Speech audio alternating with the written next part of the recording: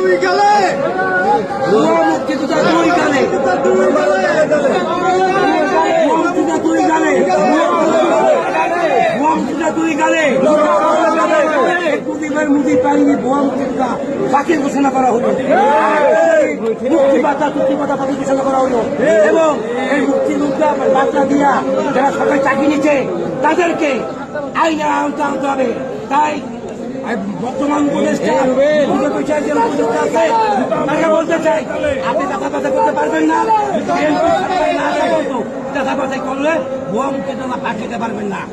একটা কথা আমি বলতে চাই, মুক্তিযোদ্ধা কাকে বলে, কত বলতে কি কি, সর্বপ্রথম কোন অস্ত্রের ট্রেনিং নাম কি, সেই অস্ত্র করা লম্বা ছিল, সেই অস্ত্র কোন কোন গুলি ছিল তো ছিল না, যিনি রাখবেন তাকে বলে দেখতে কেমন, একসঙ্গে কটা গুলি লোক ভারী করতে হয়, এইভাবে এই প্রশ্ন দিয়ে তারপর মুক্তিযোদ্ধা থাকে, অন্যথা মুক্তিযোদ্ধা হওয়া যাবে না, হতে পারবেন না।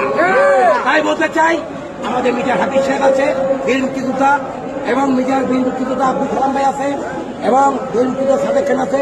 আমি তিনটা থেকে মিডিয়াকে যে করতে পারি সাথে কেমন আছে, আমি বীর মুক্তিযোদ্ধা বীর মুক্তিযোদ্ধা আছি, আমরা যাচাই বাছাই করবো, এবং জনতার কোন আদালতে ভুয়া মুক্তিযোদ্ধা বিচারের লিঙ্কেরা। সবাইকে ধন্যবাদ। বাংলাদেশ জিন্দাবাদ, তারেক রহমান জিন্দাবাদ।